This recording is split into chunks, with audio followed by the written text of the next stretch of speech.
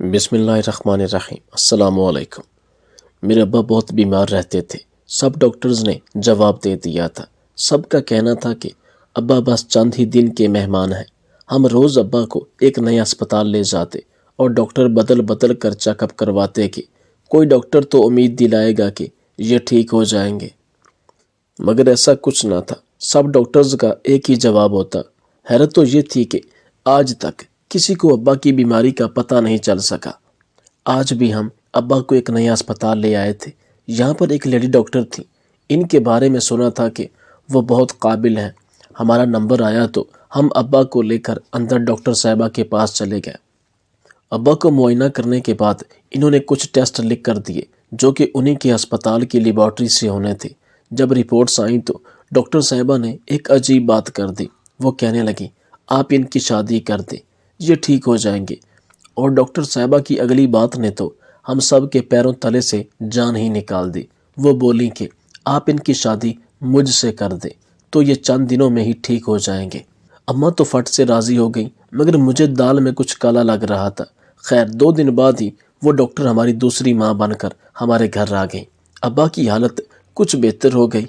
रात के वक्त अब्बा की दोनों बीवियाँ इनके कमरे में होती। मुझे ये सब बहुत अजीब लगा था, इसीलिए एक रात अब्बा के कमरे में झांक कर देखा तो सर पर आसमान टूट पड़ा। अंदर तो अम्मा और वो डॉक्टर।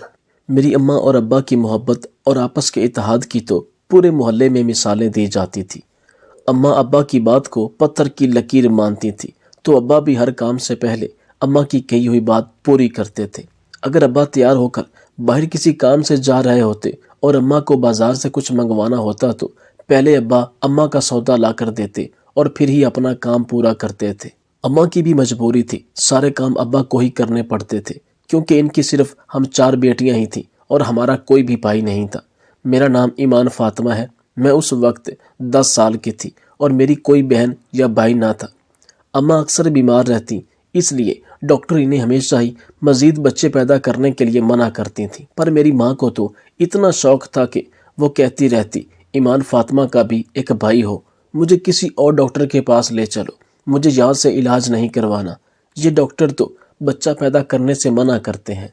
तो अब्बा इन्हें समझाते कि ये सब तुम्हारी सेहत के लिए कहते हैं, भला इनको हमारे बच्चों से क्या मसला हो सकता है। अम्मा अक्सर अब्बा की बात समझाने के बाद रोने बैठ जाती, तो अब्बा इन्हें तसल्ली देते कि अल्लाह ने हमारे नसीब में बेटा लिखा है तो ज़रूर होगा। आखिरकार कोई 2-3 साल बाद इलाज करवाकर जब अम्मा की तबीयत सही हुई तो डॉक्टर्स ने इन्हें बच्चा पैदा करने की इजाज़त दे दी। इस बार अम्मा बहुत खुश थी और पूरी उम्मीद थी कि बेटा ही पैदा होगा। कुछ ही माह बाद इलाज और कोशिशों से अम्मा हामिला हो गई। उस वक्त में ज़्यादा अल्ट्रासाउंड नहीं होते थे, अगर कहीं पर होते भी थे तो ये नहीं बताते थे कि बेटा होगा या बेटी। अब्बा हर वक्त यही दुआ करते रहते, बेटा हो या बेटी, बस माँ और बच्चा दोनों खैरियत से हों। अम्मा तो बेटे के शौक से इतनी जनूनी हो गई थी कि कहती, अगर मेरी जान चली भी जाए तो भले जाए, लेकिन कासम अली तुम्हें एक बेटा ज़रूर देकर जाऊंगी। आखिर खैर से बच्चे की पैदाइश का दिन भी आ पहुंचा। अम्मा की तबीयत बिगड़ी तो अब्बा घर में ही एक दाई को ले आए। दाई अम्मा अब्बा के साथ जैसे ही घर में दाखिल हुई तो कहती आई कि आज इस घर में बेटा पैदा करवा कर ही जाऊंगी। और जब बच्चे की पैदाइश हो गई तो वो अपना उतरा हुआ चेहरा लेकर अब्बा के सामने आकर खड़ी हो गई और कहने लगी, देखो कासम अली, बुरा मत मानना, इस बेबी से तुम्हारा बेटा होने से रहा, मेरी मानो तो एक और शादी कर लो। अब्बू को इस बात पर बहुत गुस्सा आया, लेकिन इन्होंने वक्त मुनासिब ना समझा और दाई को अपना मुआवजा देकर चलता किया। अम्मा को जब बेटी की पैदाइश की खबर मिली तो वो बहुत ही मायूस हो गई और काफ़ी देर तक रोती रहीं। बेटी को दूध पिलाते वक्त इसका चेहरा तक ना देखा।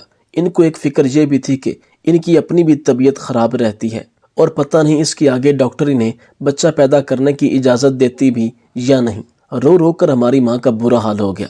अभी तो इनकी सिर्फ 2 ही बेटियां थीं, लेकिन एक बात यह भी थी कि हमारी मुन्नी बिल्कुल चांद जैसी पैदा हुई थी। जो भी देखता माशाल्लाह कहता। मासूम और इतनी प्यारी बच्ची तो पूरे मोहल्ले में किसी की भी नहीं थी। लेकिन इस हकीकत से कोई भी इनकार नहीं कर सकता कि बेटियां जितनी ही प्यारी और मासूम क्यों न हो, बेटों का मुकाबला भला कहाँ कर सकती हैं। मैं क्योंकि बड़ी थी और उस वक्त कुछ समझदार भी हो गई थी, अम्मा को यूँ देख कर मैं बहुत मायूस हो जाती। मेरा दिल चाहता कि میں اپنے والدین کی بیٹوں سے بڑھ کر خدمت کروں۔ پھر بھی اپنے ننھے منھے ہاتھوں کو اٹھا کر میں اللہ سے دعائیں کرتی تھی کہ میرے ابا اور اماں کی یہ خواہش پوری کر دے، لیکن اللہ پاک کے ہر کام میں کوئی نہ کوئی حکمت ضرور ہوتی ہے۔ منی کے بعد اماں کی مزید 2 بیٹیاں پیدا ہو گئیں، لیکن بیٹا نہ ہوا۔ اماں کی طبیعت خراب ہونے کی وجہ سے اب ڈاکٹرز نے انہیں منع کر دیا تھا کہ وہ بالکل بچہ پیدا کرنے کے لائق نہیں رہیں۔ اپنی چوتھی اور آخری بیٹی کی پیدائش کے وقت اماں اور ابا کافی عمر رسیدہ ہو چکے تھے، لیکن قسمت میں 4 بیٹیاں لکھی تھیں تو انہیں پیدا تو ہونا ہی تھا۔ تینوں بہنوں کی پیدائش تک میں جوان ہو چکی تھی۔ اماں نے محلے کی کچھ عورتوں کو اچھے رشتے دیکھنے کا کہا۔ جلدی میرا رشتہ بھی ہو گیا، جو میرے ابا پر مزید پریشانی کا باعث بنا، کیونکہ ابا ایک معمولی کریانے کی دکان چلاتے تھے جس سے گھر کا خرچہ بھی اللہ اللہ کر کے پورا ہوتا تھا۔ شادی کی اتنی بڑی تیاریاں بھلا کہاں سے ہوتی؟ میرے ابا نے میری شادی کے کچھ رشتہ داروں سے مدد لی تو کچھ قرض اٹھایا۔ کیا کرتے؟ آخر بیٹیاں پیدا کی تھیں، اب رخصت بھی تو کرنی تھی۔ ابھی تو 3 بیٹیوں کا بوجھ باقی تھا، لیکن میرے ابا صابر شاکر بنے، خاموشی سے ہر چیز پوری کرتے رہے۔ میں نے بہت چاہا کہ گھر میں ٹیوشن رکھ لوں یا کوئی پارلر بنا کر یا سلائی کا کام سیکھ لوں، گھر میں ابا کی مدد کروں، لیکن ابا نہ مانے۔ 3 سال بعد میری دوسری بہن کی بھی شادی کر دی گئی۔ ہماری غریبوں کی شادی بھی بس سادہ سی ہوتی ہے۔ میں کمرے میں بیٹھے انتظار کر رہی تھی کہ اماں میرے لیے شادی کا کھانا ایک چھوٹی سی پلیٹ میں لے کر آ گئیں۔ کھانا دیکھتے ہی مجھے خوشی سے زیادہ دکھ ہونے لگا کہ میرے ابا نے نہ جانے کیسے اس بریانی اور قورمے کے لیے پیسے جمع کیے ہوں گے۔ ایک نوالے کے ساتھ میرے 10 آنسو گر رہے تھے۔ دل میں بس یہی خیال آ رہا تھا کہ باپ کو بیٹی کا بوجھ اتارنے کے لیے کتنے بوجھ اٹھانے پڑتے ہیں۔ سب کا کھانا ہو گیا تو اب میرے رخصت ہونے کا وقت تھا۔ میری ساس کمرے میں مجھے لے جانے کے لیے آئیں تو اسے دیکھ کر میں حیران ہوئی۔ کیسے لوگ تھے! بیٹے کی شادی کروانے آئی تھی، نہ کوئی اچھے کپڑے، نہ ڈھنگ کے جوتے۔ وہ تو ایسے لگ رہی تھی جیسے ابھی گھر کا کام بیچ میں چھوڑ کر آ گئی ہو۔ خیر، مجھے دولہے کے ساتھ جس کمرے میں لایا گیا اس میں سوائے ایک چارپائی کے اور کوئی سامان موجود نہیں تھا۔ یہ سب کچھ دیکھ کر مجھے یہ اندازہ تو ہو گیا تھا سسرال کی حالات تو میرے میکے سے بھی خراب تھے۔ کمرے میں پہنچ کر دولہے نے اپنے چہرے سے سہرا ہٹایا تو دیکھ کر میرے پیروں تلے سے زمین ہی نکل گئی۔ یہ تو بہت ہی بڑی عمر کا بندہ تھا۔ جگہ جگہ سے سفید بال اور داڑھی اس کے بوڑھے ہونے کا ثبوت دے رہی تھی۔ دل ہی دل میں میری آہ نکلی، ہائے قسمت! زبان تک ایک لفظ نہ آیا اور آنکھوں سے آنسوؤں کی بارش شروع ہو گئی۔ ہمیشہ کی طرح یہی سوچا تھا کہ اللہ تعالیٰ کے اس فیصلے میں کوئی نہ کوئی حکمت ضرور ہوگی۔ اس گھر میں مجھے ساری رات نیند نہ آئی۔ پچھلے پہر نہ جانے کب آنکھ لگی تھی اور صبح ہوتے ہی ہمارے کمرے کا دروازہ زور زور سے بجنے لگا۔ گھبرا کر فوراً اٹھ کر بیٹھ گئی۔ میرے شوہر ابھی بھی ایسے ہی بے خبر سو رہے تھے جیسے اس کو اس شور شرابے کی روزانہ کی عادت ہو۔ 2-3 بار ایسے دروازہ بجا تو میں نے انہیں جگانا ہی مناسب سمجھا۔ انہوں نے جا کر دروازہ کھولا تو سامنے میری ساس کھڑی تھی۔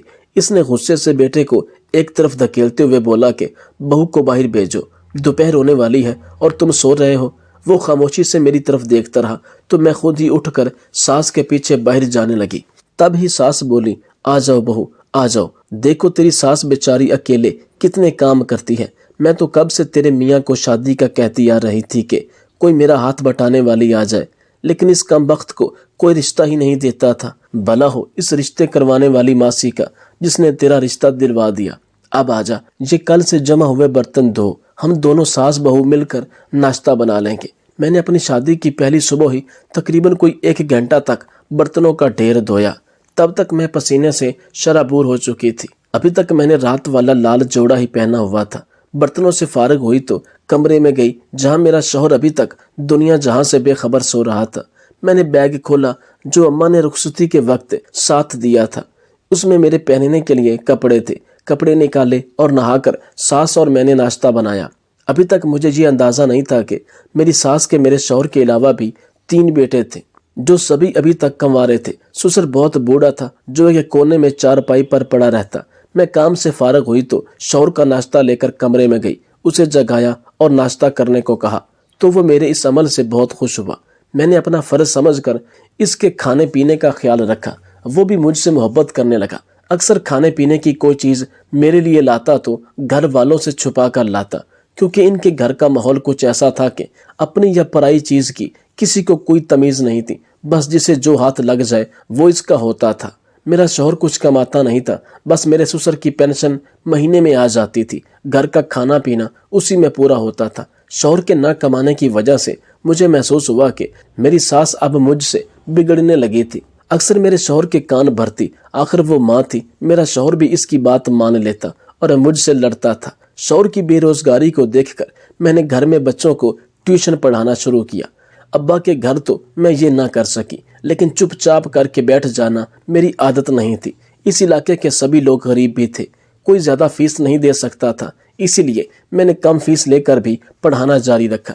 جیسے ہی مجھے مہینے کی فیس جمع ہو جاتی، شوہر طرح طرح کے ہیلے بہانے بنا کر مجھ سے سارے پیسے نکلوا لیتا۔ اب ساس بھی گھر کے خرچ میں مجھ سے حصہ مانگنے لگی۔ بھلا اتنے پیسے کہاں جمع ہوتے تھے کہ گھر کا خرچہ اور شوہر کو پیسے دینا دونوں کر سکوں۔ ابھی میری زندگی انہی سب الجھنوں سے گزر رہی تھی کہ مجھے پتا چلا کہ میں ماں بننے والی ہوں۔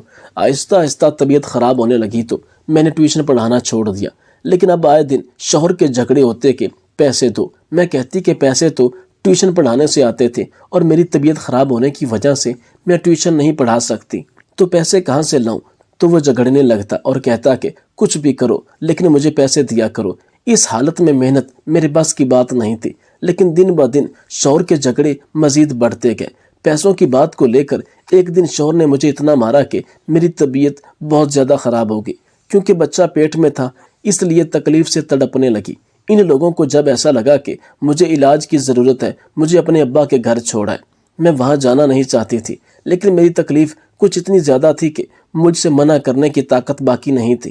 میری حالت پر اماں اور بابا بہت پریشان ہو گئے۔ فوراً مجھے ہسپتال لے جایا گیا، لیکن بہت زیادہ مار پیٹ کی وجہ سے ڈاکٹر میرے بچے کو نہیں بچا پائے۔ مجھے اس بات کا بہت صدمہ لگا، میں بہت زیادہ روئی، لیکن گھر سے کوئی پوچھنے تک نہ آیا، جبکہ ان کو بچہ ضائع ہو جانے کی خبر بھی ملی تھی۔ وہ لوگ ساتھ رہنے کے لائق تو پہلے بھی نہیں تھے، لیکن اب اس بات کی وجہ سے مجھے اپنے شوہر سے شدید نفرت ہونے لگی تھی۔ میرے باپ نے بھی یہ طے کر لیا کہ جب تک وہ لینے نہیں آتا تو واپس نہیں جائے گی، لیکن کئی دن گزر جانے کے بعد بھی وہ نہ آیا۔ میکے آئی تو ایک اور بات پتہ چلی کہ اماں نے میری چھوٹی بہن کا رشتہ بھی ایسے ہی بنا دیکھے کر دیا ہے۔ میں نے اس بات پر شدید احتجاج کیا اور ابا کو بھی سمجھایا کہ رشتہ دیکھ بھال کر ہی کرنا چاہیے۔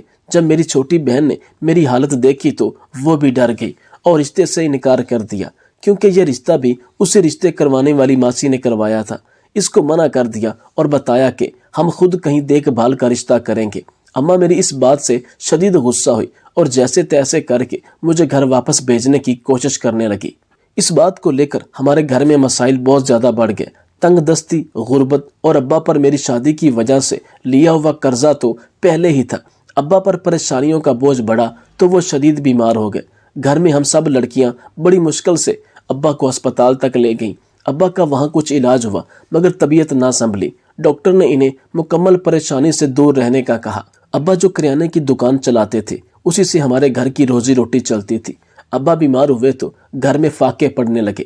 یہ دیکھ کر میں نے یہاں پر بھی ٹیوشن پڑھانا شروع کیا۔ مجھ سے بہت زیادہ تو نہ ہوتا، پھر بھی کھانے اور راشن کا انتظام ہو جاتا تھا۔ مجھے بیٹوں کی طرح ابا کی خدمت کرنے کا بہت شوق تھا۔ ایسے کبھی نہیں سوچا تھا کہ میں اپنے باپ کی مدد اس طرح سے کر پاؤں۔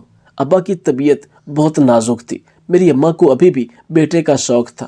ابا دن بہ دن بیمار ہو رہے تھے، بہت سے ڈاکٹر جواب دے چکے تھے۔ آج ہم ایک نئے ڈاکٹر کے پاس ابا کو لے کر گئے تھے۔ وہ ایک لیڈی ڈاکٹر تھی، بہت اچھی اور نیک خاتون تھی۔ ابا کی بہت ساری دوائیاں بھی ہمیں فری دے دیتی تھی، مگر ابا کی حالت خراب ہوتی جا رہی تھی۔ ایسا لگتا تھا اب وہ زندہ نہیں رہیں گے۔ ایک بار ہم ابا کا چیک اپ کروانے ان کے پاس گئے تو وہ بولی آپ ان کی شادی کروا دیں، مجھے لگتا ہے شادی کے بعد یہ ٹھیک ہو جائیں گے، اور یہ بھی کہہ دیا کہ میں ہی ان سے شادی کروں گی۔ ان کی بات سن کر میرا تو دماغ ہی چکرا گیا تھا۔ بھلا یہ کیسے ممکن ہو سکتا تھا؟ ابا بھلا اتنے بوڑھے انسان اور وہ لیڈی ڈاکٹر کوئی زیادہ عمر کی نہیں تھی۔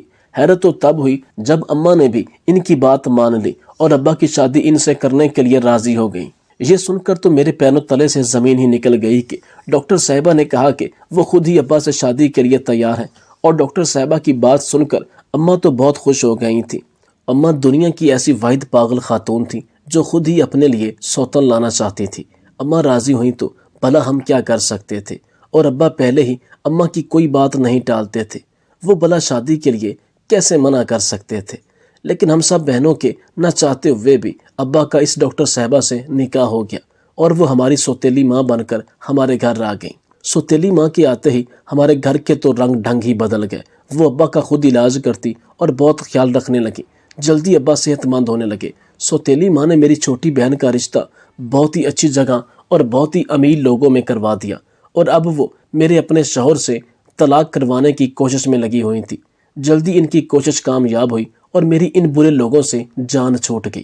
میری سوتیلی ماں نے مجھے ایک اچھے اسکول میں ٹیچر کی نوکری بھی دلوا دی، اور وہ خود اپنے پیسوں سے ہمارے گھر کا بہت سارا خرچہ اٹھاتی تھی۔ دیکھتے ہی دیکھتے بابا بالکل اچھے بھلے ہو گئے اور وہ واپس اپنے کریانے کی دکان سنبھالنے لگے۔ ماشاءاللہ اب ہمیں پیسوں کی کسی بھی معاملے میں کوئی بھی ٹینشن نہیں ہوتی تھی۔ ہماری سوتیلی ماں بہت اچھی تھی۔ ایک دن ایسے ہی میں نے ان سے پوچھا کہ آپ ایک ڈاکٹر ہو کر ہمارے گھر شادی کر کے کیوں آئیں؟ آپ چاہتی تو بہت اچھی جگہ بھی شادی کر سکتی تھیں۔ تب انہوں نے بتایا کہ میں پہلے سے شادی شدہ تھی اور خود میری 2 بیٹیاں بھی تھیں۔ ایک کار حادثے میں نے اپنے شوہر اور دونوں بیٹیوں کو کھو دیا۔ بڑی مشکل سے میری جان بچ چکی تھی۔ تب میں نے سوچ لیا تھا کہ میں اپنی تمام زندگی کسی نیکی اور بھلائی کے کام میں وقف کر دوں گی، اور آپ کے ابا سے شادی کر کے میں ایک نیک کام ہی کرنا چاہتی تھی، کیونکہ آپ کے ابا کو کوئی جسمانی بیماری نہیں تھی۔ انہوں نے بس گھر کی پریشانیوں کو خود پر ہیوی کر لیا تھا اور ڈپریشن میں چلے گئے تھے، اور اس حد تک چلے گئے تھے کہ اس سے ان کی جان بھی جا سکتی تھی۔ میں آپ لوگوں کو دیکھتی تو مجھے آپ پر بہت ترس آتا۔ میرا آگے پیچھے کوئی نہ تھا، اس لیے میں آپ کے گھر کا بوجھ اٹھانا چاہتی تھی اور کسی بے سہارا کو بیٹے کا سہارا بھی دینا چاہتی تھی۔ میرے پاس زندگی جینے کا کوئی مقصد نہیں تھا۔ آپ لوگوں کی ذمہ داریاں اٹھا کر میں نے اپنی زندگی کو با مقصد بنا لیا۔ اللہ کا کرنا کچھ ایسا ہوا کہ جلدی میری سوتیلی ماں حاملہ بھی ہو گئی۔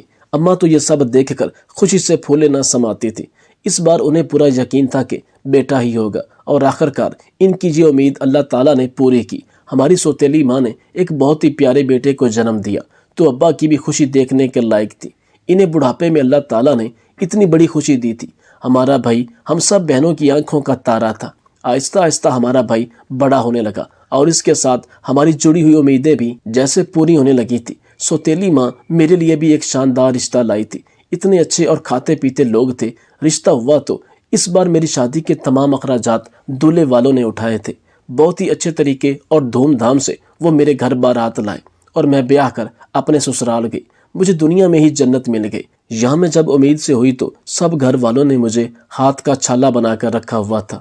میکے کی طرف سے بھی اب میں بے فکر تھی۔ وہ لوگ بہت زیادہ خوشحال تھے۔ اللہ بھلا کرے ہماری سوتیلی ماں کا، جس نے آ کر ہمارے دکھوں کو سکھوں میں بدلا تھا۔ آج جب بھی میں یہ سوچتی ہوں کہ اماں نے کتنا درست فیصلہ کیا ابا کی دوسری شادی کروا کے، تو ان کے لیے بس دل سے دعائیں نکلتی ہیں۔ اس میں کوئی دو رائے نہیں کہ بعض دفعہ انسان جو سوچتا ہے یا جو دکھتا ہے ویسا نہیں ہوتا۔ اللہ کے ہر کام میں کوئی نہ کوئی حکمت ہوتی ہے، لیکن انسان نادان ہے، وہ اللہ تعالیٰ کی حکمت کو نہیں سمجھ سکتا۔ لیکن ایک وقت ایسا ضرور آتا ہے کہ جب انسان کو احساس ہو جاتا ہے کہ اللہ نے جو کیا وہ حق تھا۔ آپ سے گزارش ہے کہ ہماری اس ویڈیو کو لائک شیئر کیجیے اور ہمارے چینل کو سبسکرائب کیجیے۔